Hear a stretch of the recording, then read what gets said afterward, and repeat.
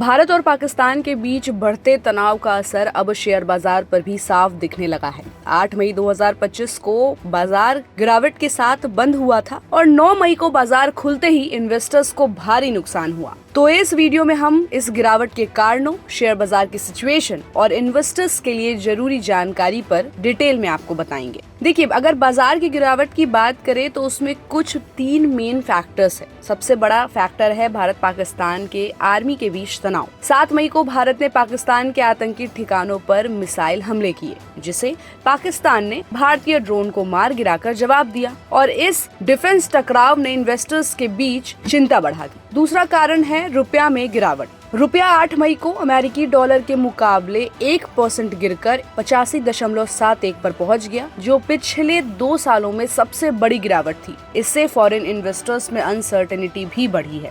तीसरा है global markets का इफेक्ट। अमेरिका में इन्फ्लेशन और इंटरेस्ट रेट्स को लेकर चिंता के कारण ग्लोबल मार्केट्स में भी दबाव था, जिसका असर भारतीय मार्केट पर भी पड़ा है। अब अगर शेयर मार्केट की सिचुएशंस की बात करें तो सेंसेक्स 9 मई को 1366.47 पॉइंट्स की गिरावट के साथ 78,968.34 पर बंद हुआ।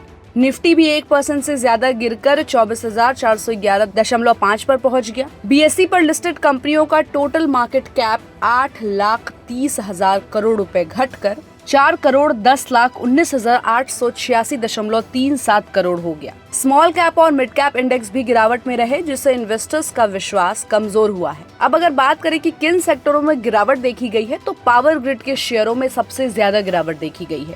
उसके बाद HCL टेक के शेयरों में भी गिरावट आई, जिससे IT सेक्टर पर दबाव बना। महिंद्रा एंड महिंद्रा के शेयर 2.85% गिरे, जबकि हीरो मोटोकॉर्प और अशोक लेलैंड के शेयरों में भी गिरावट रही।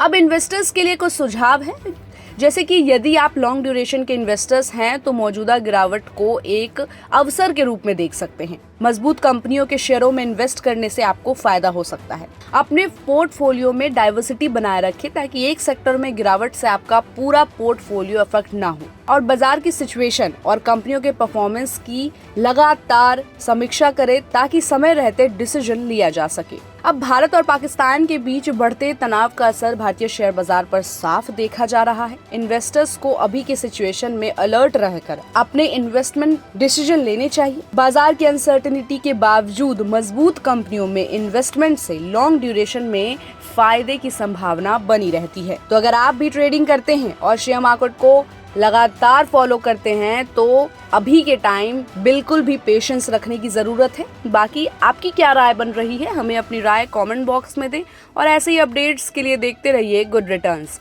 हमारे चैनल को लाइक और सब्सक्राइब करना बिल्कुल भी मत भूलिएगा।